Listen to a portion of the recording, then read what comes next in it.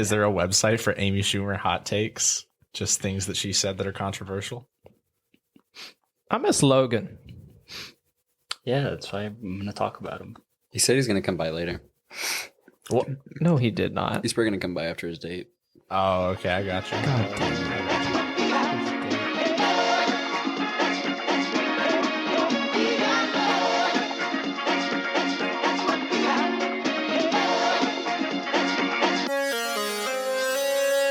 Welcome back, everybody. I'm Brayden. Today we got Alex, Christian, and Hunter. We don't have Logan today, so he can't give us his opinions on 2015's Trainwreck. But Alex hit it with some movie news. All right. This week has been kind of a slow week for movie news, but this was opening week for Venom 2, Let There Be Carnage, and it was the new biggest opening of the pandemic. Opened at, I believe, $90 million at the North American box office this weekend. It's quite a lot. Yeah. And then, we have Jerry Seinfeld apologizes for sexual B-movie jokes. So he's coming out with a new Netflix debut and wanted to apologize because he didn't think when he made B-movie that his main message he wanted to get across wasn't that the B and the girl were having romantic relations. It was actually... It was actually a legal battle that he won. This is not a joke. Keep powering through. I promise. He said that. So he showed a relationship between a woman and a bee meant for children, and he wanted to pursue the idea. Okay, he wanted it to end up being a legal thriller. Jerry Seinfeld. That's not where I thought that was going. B-movie to be a legal thriller instead of a romantic comedy between a bee and a woman. What does that mean, though? It's okay, Jerry. Was the bee a Well, lawyer? because remember okay, in the movie, they're fighting for like honey rights.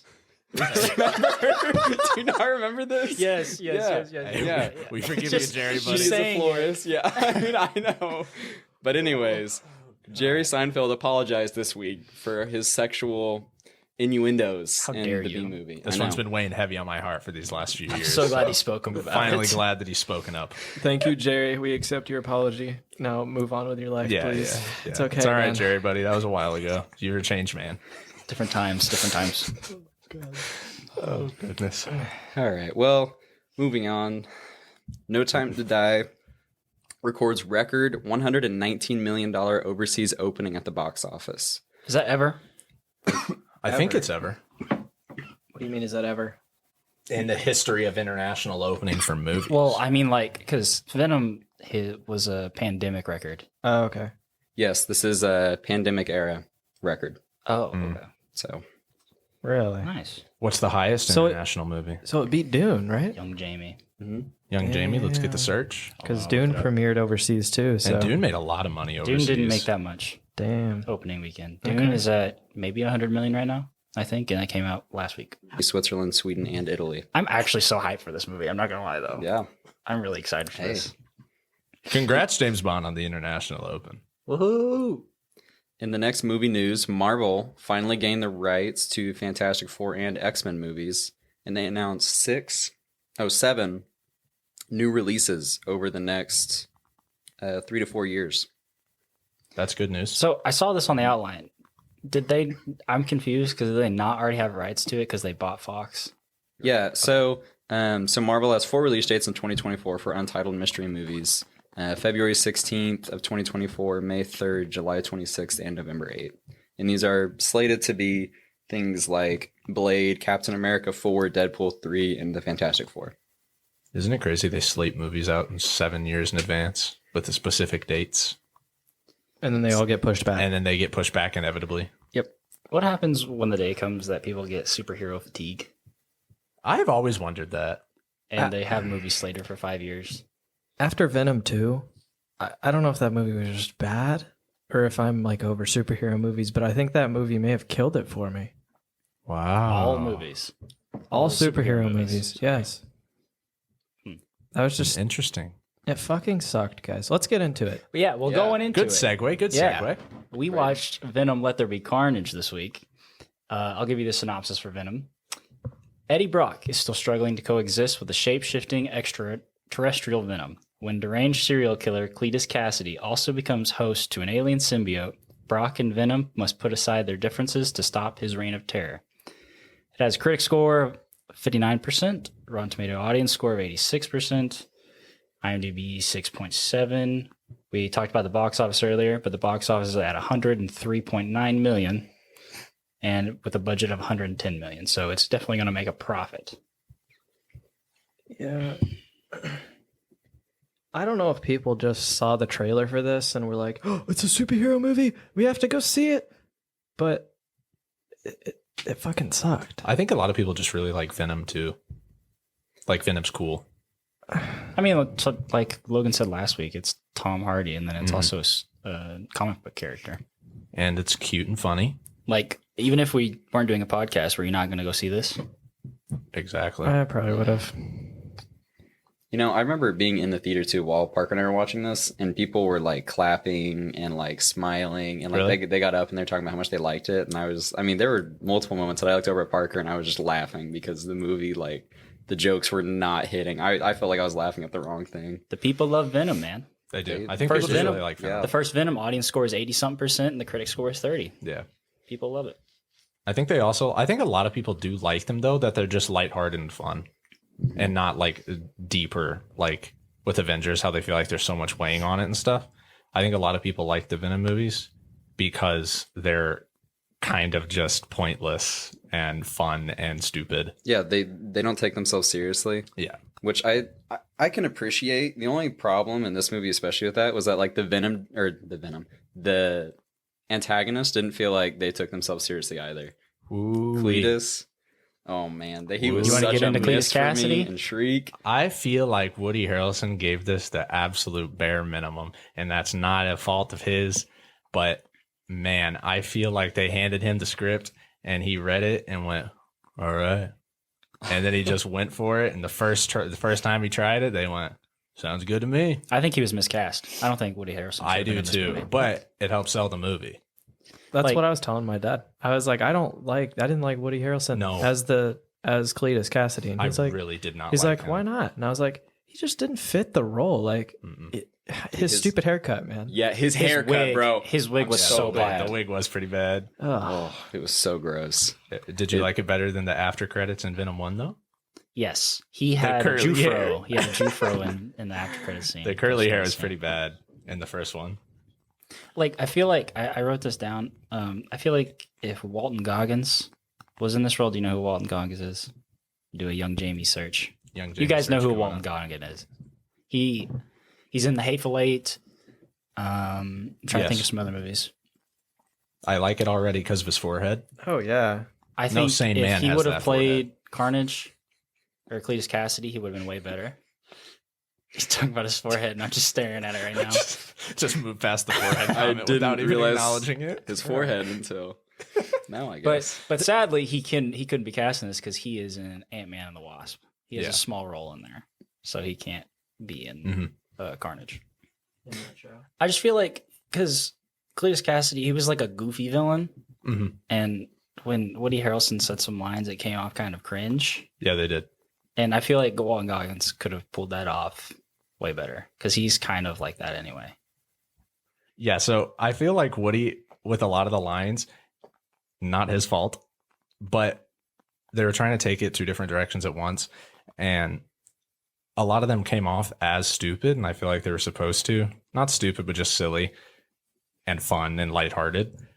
But then there were some that I feel like were supposed to be like really serious and giving off serious, I'm really evil vibes and deranged. But because before they already went with like the silly route, I didn't know if I was supposed to like take it as, oh, this is them being silly still, or, oh, I'm supposed to be like scared of this guy because he's a psycho serial killer man with no motives. I don't think so. I think the entire movie, you were not supposed to take this seriously at all. Really? Because I think compared to the first Venom, when it doesn't really know what it's supposed to be, I think you're supposed to take this at face value, Mhm. where it's just a silly movie and it's just Venom and Tom Hardy going back and forth, and you just have a goofy little villain. That's one thing that I did like, though, is that they leaned in a lot more to like the funny, silly, goofy side. Like Venom talked way more in this movie, a lot more. Like He's very much his own character. Yes, like differentiating himself, which I thought was good, and I did like that they leaned into that a lot more. One thing they didn't learn, as far as what they want to be, is this movie should have been rated R. Yes, Again. Yes. that's something I immediately thought about after it ended. There's just so many scenes where we're just supposed to imagine stuff happening. They get their heads bitten off. There's no Yes. blood. Mhm. Nothing's happening. Their head's not there anymore, and they're very clearly trying to hide some like gore. Like I remember there was one scene where Carnage took someone's head off and they put like a blanket over the top of their head, but like you could tell there wasn't a head there, but they just didn't want to show a headless person. And making it PG-13 does make it a little more seamless when, okay, first off, before I say anything further, I know we put spoilers on our episode titles, but if you've not seen the movie, please quit listening. Spoilers. But they make it more seamless for when they're going to transition Venom into the MCU with Spider-Man. Yeah. Because, And- if they took it rated R and then they transitioned him in, that would have been terrible because it would have been a disaster. Mm-hmm. Because then in other movies, you would have had to take the character in a completely different direction and it would have seemed super chopped up.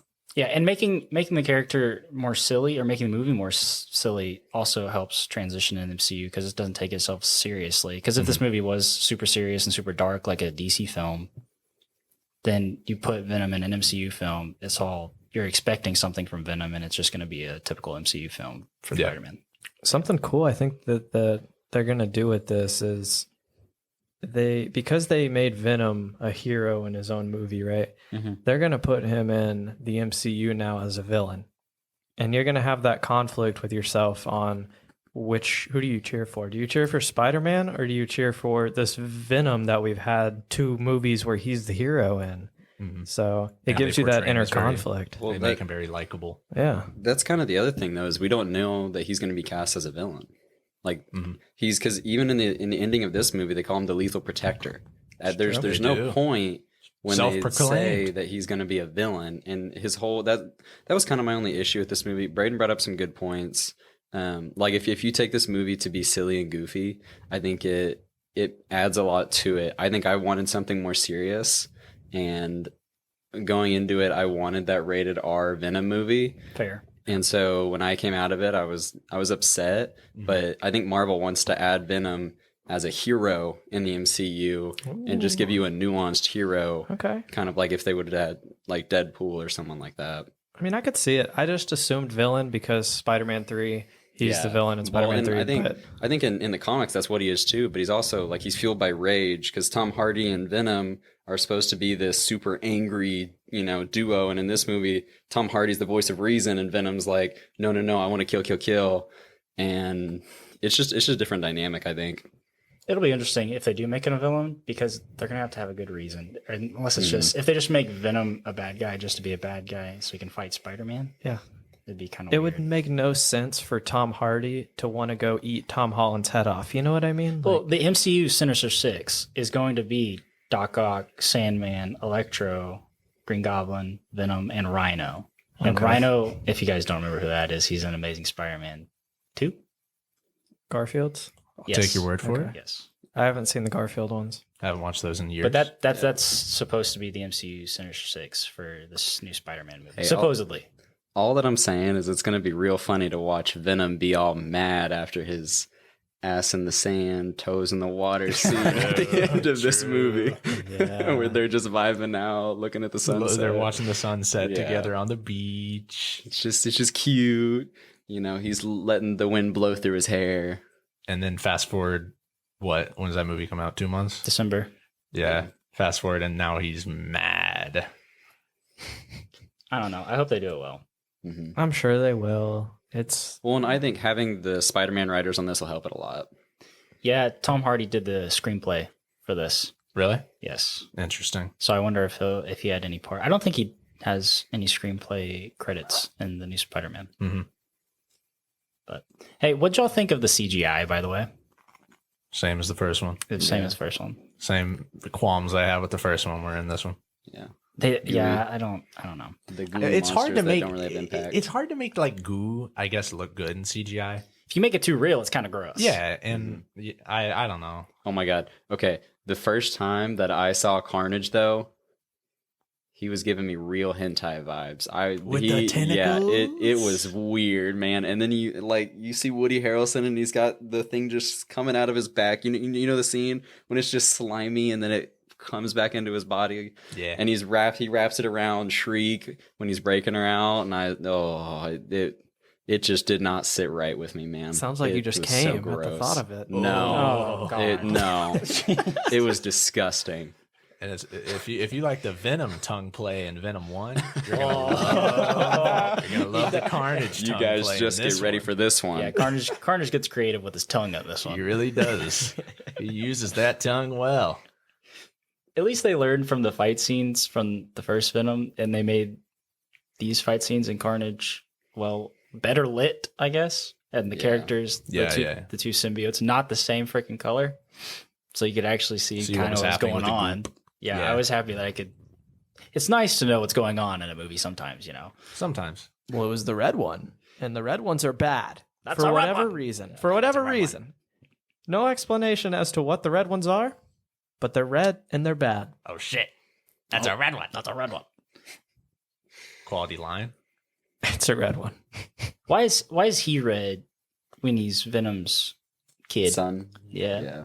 I don't know. Blood. I don't know how a bite makes a stronger symbiote, but Face value, bro. Yeah. I mean, it's also just one of those superhero movie things. I think you just have to take at face value and run with it. I guess so. I mean, they can't explain everything, I guess. I'm glad it was an hour and a half. Yeah. Man, this is the same thing with the first one though, because I said the same thing about the first one, but those movies fly by. Like this movie ended, and I felt like it was so fast. I'm Probably 'cause glad. you I mean, watched I'm it. not. glad I'm not it was like complaining. that. Yeah, don't get me wrong. I'm not complaining, but I don't know. Like it was the same thing when I watched Venom 1. I watched it and I was like, that felt like I just watched like a TV episode. And this was the same way. It ended, and I was like, because what was the runtime? Literally the exact same. It was 90 minutes. No, the first one was an hour and 51. Really? Yeah. Yeah, because this one felt just as long as the first one for me, which is not very long, but not complaining. Yeah. Hey, fun fact, you brought up Shriek. I think that's like the first, that's a mutant from like X-Men. Oh, I think that's the first time we've had a mutant in Okay. an MCU movie. MCU adjacent movie. See, I didn't realize. To be fair, Scarlet Witch is kind of a mutant, but they don't really Yeah. say that. But I didn't realize that Venom was a part of the MCU. Like, was he originally like when the first Venom came out? Right? Was that the same universe as the current Marvel one? no. Like we talked about it. They talked about the Daily Globe in New York, and in Spider-Man universe, it's Daily Bugle. Okay, yeah. So it wasn't the same thing. And in the post-credit scene, there's like the Doctor Strange like yellow light, and Yeah. he gets transported into Spider-Man's universe. So it wasn't the Right. same universe. Okay, cool. So, yeah. I wonder if they had rights to that in Venom 1 or if that's something they recently gained rights to in this one. Are you talking about like Sony or Marvel? 'Cause Getting the They bought Fox. yeah. But I didn't know if Venom was a Fox thing. No, Sony. Sony. Spider-Man and the Sinister Six characters, or not all of Spider-Man's characters, are all Sony. Okay. The only reason they're doing this is because Sony's actually letting Marvel do it. Okay. That is a mess. That is a legal mess.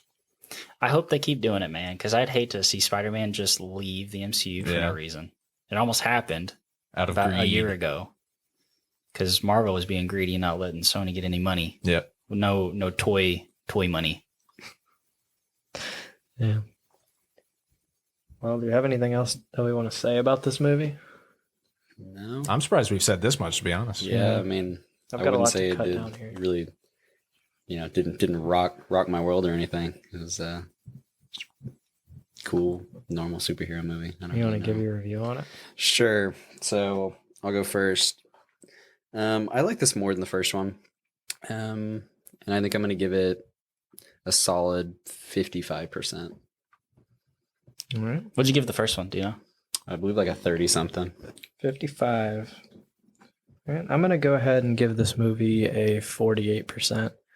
I don't remember what I gave the first one. I think it was a little lower than that. I think I was in the 30s as well. But I thought this movie was better than the first one. But still, it could have been so much better, man. Just make it rated R, and I think it goes up a good 20%. So, Alex touched on it earlier when he first was talking about his thoughts on it. But I think my big problem with this was I kind of went into it, and I went into it really having faith that it would like be significantly better than the first one with Andy Serkis at the helm of the project. But I mean, it obviously wasn't significantly better than the first one. If you like the first one, you like this one. I do like that they leaned in this one to what they did well in the first one. But with the subject matter at hand and, you know, some shallow writing going on, you can only lean in so much. So I'm going to give this a solid 28%. What'd you give the first one? Something around there. I think a 30 something. So you like the first one better? I thought they were the same exact movie. Okay. I talked this up a little bit, but my rating's not going to be too great. I think I give the first one a 38. So I think I like this slightly better. I think the rewatchability on this movie, it kind of not good. So I feel like if I watch it again, I'd dislike it more. But I think I'm going to give it a 40. All right. Start the drum roll. Drum roll, please. all right. We only got one calculation going on now, not two. That gives us a cheese meter score of a 42.75%. So 2 stars on Letterboxd. So, yeah. So next week, we had this on the movie news, didn't we? Mm-hmm. We will be seeing, the fuck's it called? No Time to Die. No Time to Die. James Bond, the baby. final James James Bond Bond movie. Are you guys going to watch those? Yes. Yeah. I'm taking it upon myself this week to watch all 3 of them. 4. No. 3. There's 4. Fuck! This is damn the it. 5th installment for There's Daniel 4? Craig. God Yes. damn it.